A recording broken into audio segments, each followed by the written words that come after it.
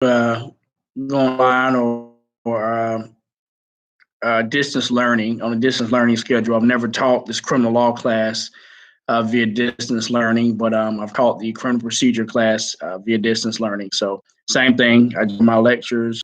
Oh, let's go ahead and jump right into it. This is just chapter 12 we're going to be talking about today. Of course, as we move along in our syllabus, let's see where we are.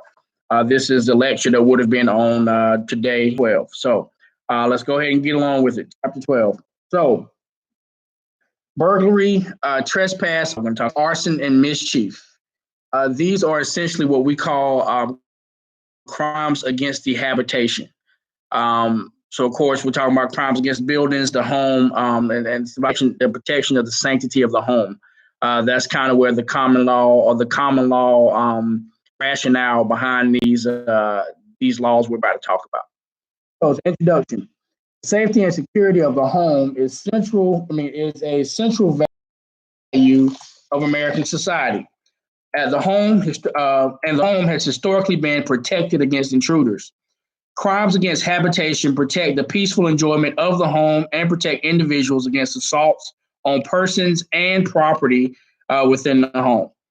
So first and foremost, burglary. And I know I talk about burglary all the time because it's like the most elemental crime, by definition. If I'm explaining elements, if I'm talking about a mens rea and an actus reus, and if I'm talking about a dual intent or a specific intent crime, burglary does qualify as a specific intent crime. So I always use it as an example. And we'll talk about why it's a specific crime in a moment. So what is burglary? Burglary at common law is the breaking and entering the dwelling house of another at night with the intention to commit a felony therein. So what's that mean? So breaking and or entering. So what's that mean to break and enter?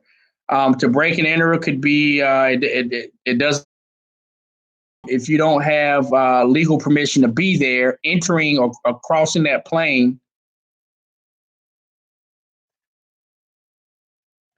All right, sorry for the pause there. I think we were, but if you don't have legal permission to enter and you just crossing the plane by itself, even if the door is wide open, if you're not supposed to be there, you cross that plane, that is breaking and entering. So it's essentially think of it as like a touchdown in football, crossing over the goal line. So imagine walking into a building, even if it's wide open, if you don't have permission to be there.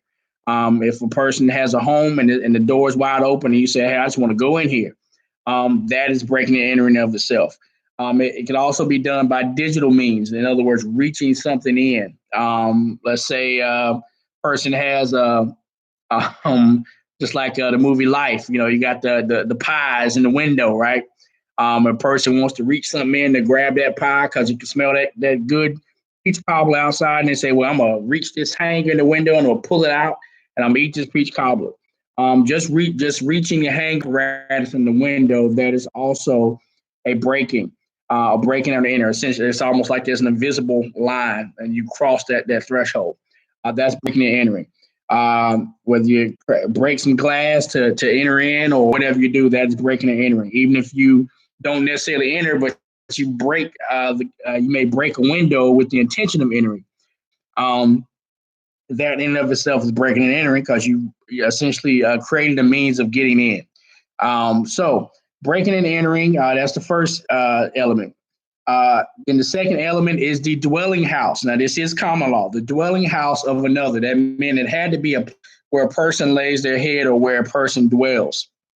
So it didn't include factories or anywhere else at common law. It was all about the home itself. Now, modern law, it has changed place, and we don't necessarily exercise that very narrow definition of burglary now. Now, you can actually, it's a breaking and entering in and of itself is a crime now. But it actually aggravates it if you break and enter into a building and it is inhabited or it is a house or it's done in the nighttime. So, but the second element is the dwelling house of another. So you have the first element, breaking, enter, entering. Second element, the first element, breaking, enter, entering. Second element, is the dwelling house of another. So it's where you break and entering, or so that is the where. And so that means that common law, it had to be a place where a person stayed, or a place where a person could stay. So a home of some sort. Didn't have to be a place where they actually stayed. It could be their summer home. So you didn't have to prove ownership. You just had to prove it was a place where a person can dwell. So that means it's a and so the what you do is the breaking and entering. The where is the dwelling house of another, and the when is at nighttime. Now, that's not everything. The last thing you have to have is what we call the mens rea. So everything we just talked about was kind of like the actus rea. Where you commit to act, the dwelling place of another, and when in the nighttime. So the mens rea of breaking and entering, of burglary, common law burglary, is with the intention to commit a felony therein. What's that mean? So first and foremost, burglary has it has two mens res. First and foremost, that breaking and entering must be done intentionally. And you trip and fall and you fall into the door. That's not breaking and entering. So breaking and entering has to be something intentional. Some issues in the internet.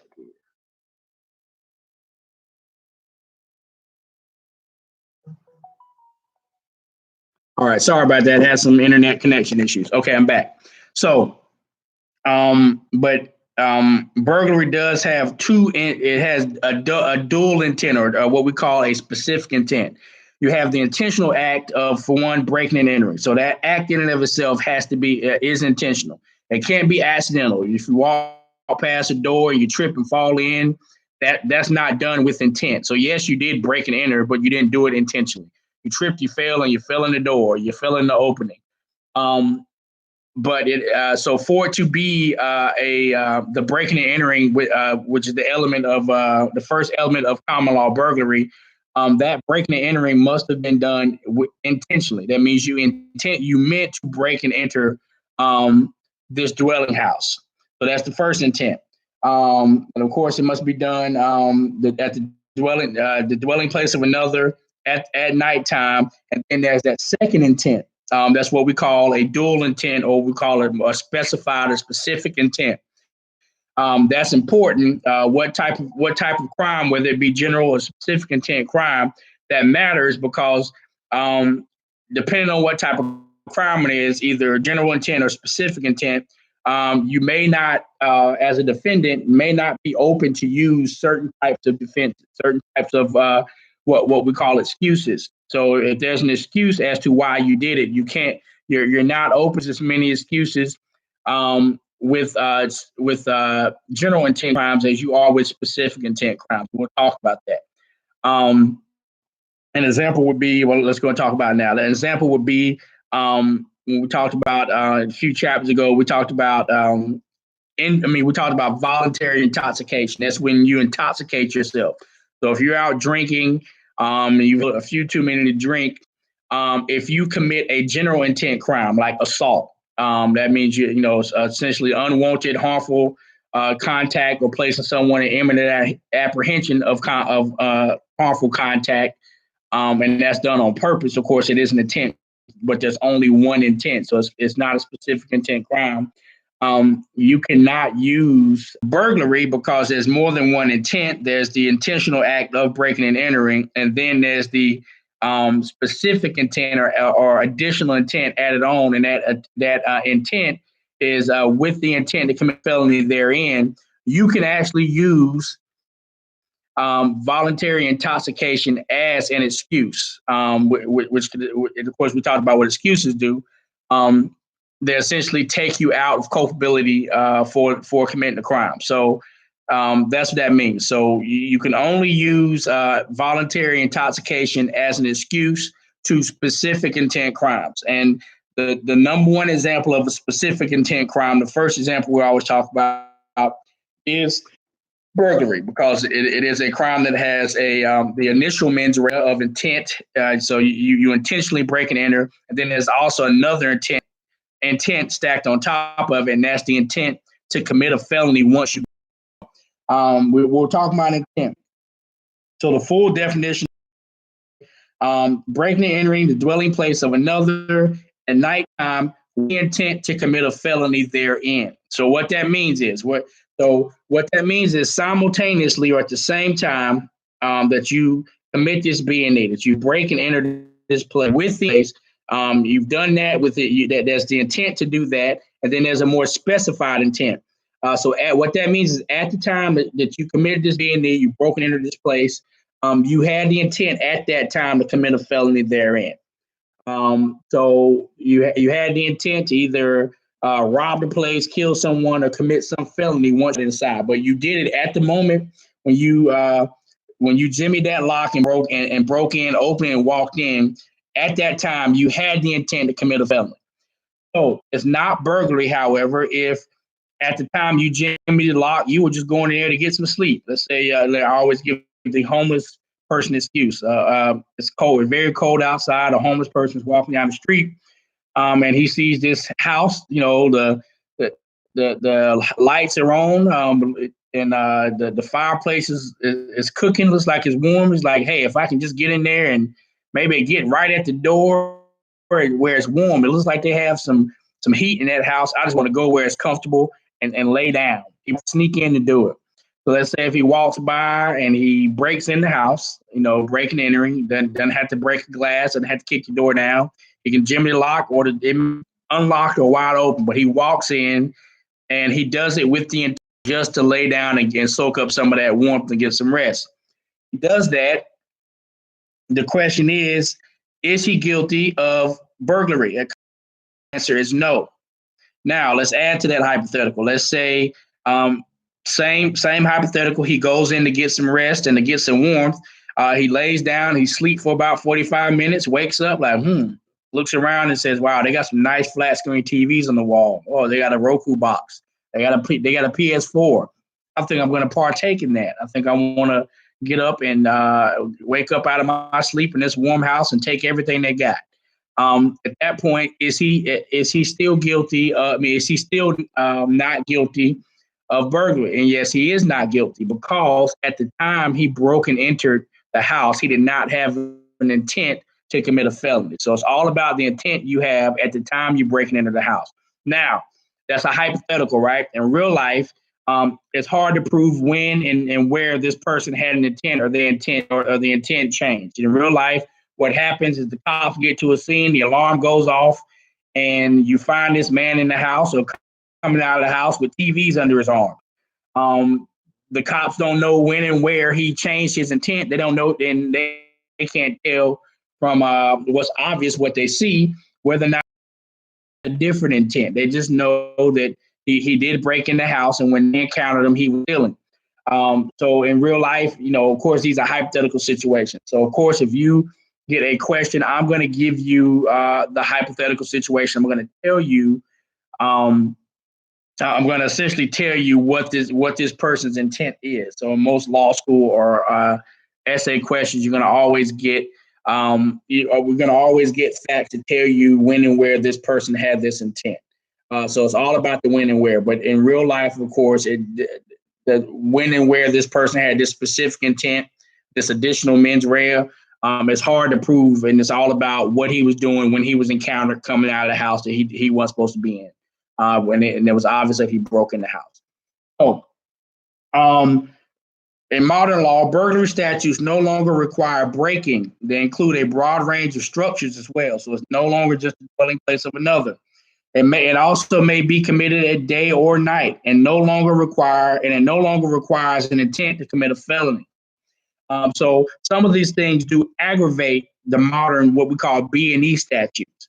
So if it's, now that they've kind of dropped common law burglary and it's just B&E. So, but if you do commit a B&E and it's in a dwelling place and let's say that dwelling place is occupied, that's going to make that B&E worse. So that's going to add possible punishment. If it's done in the nighttime, of course, that could aggravate it.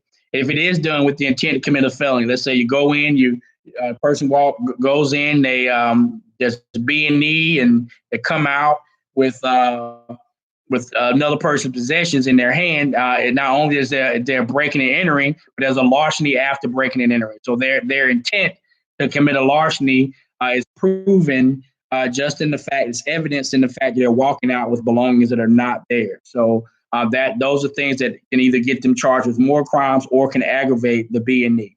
So that's modern law. So modern law doesn't have such a strict definition of burglary. As a matter of fact, they've kind of gone away from it. It's just B and E. Also, I think I didn't really go over the common law, or another part of the common law definition at nighttime. What does that mean? Different common law jurisdictions, on your watch after 6 p.m., after 7 p.m. Once again, we're having some connectivity issues. Okay, we're back. What was I saying? So nighttime at common law in different jurisdictions, it was defined differently. So it may be the time on your watch. Is it 7 p.m. or later? But in most jurisdictions, it was all about it actually being nighttime, no matter what time it is on the clock. Of course, we've hit daylight savings time, and it's 7 p.m. now. I'm in my office, and I'm looking out though, and the sun is still out. It's out time, but it is definitely technically evening. Most jurisdictions said as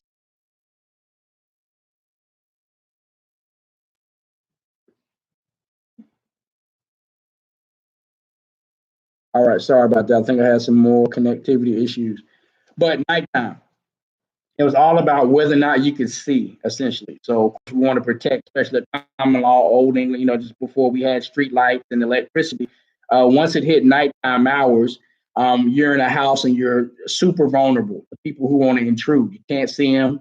So it was really dangerous and light switch on. So back then, of course, to break into someone's home in the nighttime was a little bit egregious. It was an aggravated circumstance, and that's why it's a part of the common law burglary statute. But of course, in modern law, we're not worried about that stuff so much anymore. So next crime, let's talk about trespass. Trespass is the unauthorized entry onto the land or premises of another, or remaining on the land or premises of another after being told you're not welcome to be there or to leave. And you walk on anyway. You've been told, essentially warned by a sign not to be there, but you proceeded anyway. That's the first type. Then the second degree trespass in North Carolina is when you are welcome somewhere and that person says, "I don't want you here anymore. This is my house. I have a legal right to tell you not to come back. Please leave. Don't come back." And they say leave now, and you kind of delay in your leaving. No, I ain't ready to leave. I'll leave when I want to. Or you do leave, but you come back. At that point, that's what we call second degree trespass in North Carolina. But either way it goes, is being somewhere you either don't belong or somewhere where your presence is not welcome, and you've been told you're not welcome. So if someone doesn't own a place, they can't, or someone doesn't have a legal right to tell someone not to be somewhere, like on a public corner. If I get to a public corner first and I'm waiting on the crosswalk sign to change, I can't tell everybody else they're not welcome. So if they're there, I can call the cops because I don't technically have legal authority over that area. But if you come into my office, this is my office. If I have a crazy client that's wilding out, and I'm like, hey, buddy, I'd rather you not ever come here anymore. I'm going to ban you from my premises. At that point, they've been banned and told to leave, so they have to go. With all deliberate speed, they got to get up out of my office. If they come back or if they don't leave with all deliberate speed, I can call the cops and tell the cops, hey, I've banned this person. I've told this person not to be here and they're not welcome back. A lot of times the police want to hear you say that.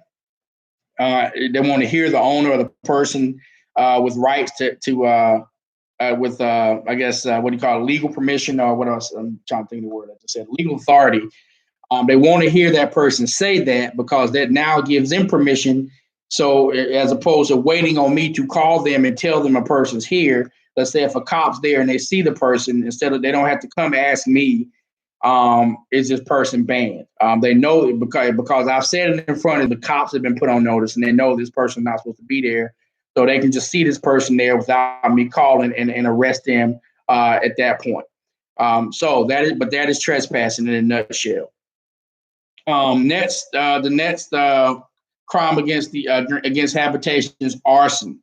It's a common law definition for arson as well, and it's a law that we see in common law that has a very strict definition, that has kind of adjusted into the definition being a little less strict and kind of being open for different things. So we're going to talk about that as well. How about that? Arsonic common law is the willful and malicious burning of the dwelling house of another. So willful and malicious. So that's your mens rea right there. Willful. So you're doing it. So willful is another word for purposeful. So you're purposely burning the dwelling house of another. And just like burglary common law is all about dwelling house, of course, and of course, this dwelling house is so important, and specifically in arson because it is a place where people rest. Just like in burglary, it was important in nighttime because nighttime you can't see, you're in your own house and you're vulnerable. Same thing, that there's no nighttime requirement with arson, but there is that dwelling house requirement at common law for arson because this is a house. You sleep there, you rest there, and of course, when you're there, your house is one of the only places where you walk around naked. You know what I mean? So you're safe there. If someone decides to torch the crib while you're in there, you're vulnerable. You're in a position where it's harder to protect yourself. Now your house is burning down, and everything in it, and now you got to put clothes on, and you're in an unsafe predicament because you're already your guard is already down because you're at home. So that's some of the reasoning behind why they put the dwelling house definition on there or element in there at common law. So yes, the willful burning or willful and malicious. So that means it's also done with malice. It's a little bit extra. So it's like, yes, it's done on purpose, but it's done with a bad purpose. I'm trying to kill someone, or I'm trying to do something bad. Willful and malicious burning. What does burning mean? Burning at common law didn't mean I had to burn the whole structure down. You didn't have to actually see a flame. If I did anything to char any fraction, the whole structure burned down, or we actually see a fire or smell smoke or something like that. It's just all about us charring any fraction of that dwelling place or of that building. So it doesn't have to be, it's not about how much is burnt. You can just burn a corner, something like this. If the cops know that's what happened, of course, and if I give that to you in a hypothetical, of course, in real life, it's harder to prove these things, right? And in real life, the cops are probably not, well, what's that mark? Did you burn that? Of course, the person is going to say no, and they're not going to be able to prove it. So in real life, normally we know arson happened because usually a whole structure or a large amount of a structure is on fire, and the firemen are called and they see that something's on fire, then they have to figure out how it was started. But for the purpose of the common law definition, just the basic definition, if I give you a hypothetical where person walks up to a house and they light, they go to the bottom of the structure and they light it, and it burns and it goes out because the wind blows, but there's a burn mark. That is enough for arson. So all it requires is there be some consumption by fire of the dwelling. It doesn't matter if it's a little piece or whether it's the whole side of the house goes in flame or the whole house collapses in flames. So it doesn't matter at common law. And once again, as I said before, dwelling house is the last of another. And another is definitely important because that means it's not, of course, at common law, you couldn't commit arson if it was your place, your establishment. Same thing with burglary. When they put another dwelling house of another, what that means is the place that you don't reside or you don't have a right to be in. So just that one word, another, means it's not yours. So same thing with arson. Statutes, now this is the modern twist. Statutes no longer require a burning. Even smoke damage and soot are sufficient. Arson may be committed against any building or vehicle in modern law now. So it doesn't have to just be a dwelling house. But that's what that means. So that is arson also in a nutshell. Finally, criminal mischief. Criminal mischief involves damage or destruction of personal or real tangible property. So what that means, my cell phone, this is personal property. If someone takes it from me and slams it on the ground and cracks my screen, in North Carolina, we call that IP, or injury to personal property. House, and they kick the door down, or they mad because they can't get in my house and they kick the door down and break the glass or something to the window. That now can be criminal mischief as well. That's what we call injury to real property, or IRP in North Carolina, injury to real property. So essentially what you've done is you committed mischief, or you've created injury to someone else's either real or personal property. So that's criminal mischief in a nutshell. So those are the main three things we learned in chapter 12. Of course, you're always supposed to supplement the reading and supplement my lecture with the reading. So make sure you are reading and preparing as well, because the extra things, of course, in the book that I teach from the first edition. Oh no, the second edition is what I usually talk from. Of course, I do cross-reference and make sure everything makes sense from book to book. But I like the second edition because they give these legal equations to kind of put everything in a nutshell to explain it. So, but that is chapter 12. So if you have any questions or you don't quite understand it, you know how to reach me via email. So thank you very much. That's chapter 12. Bye-bye.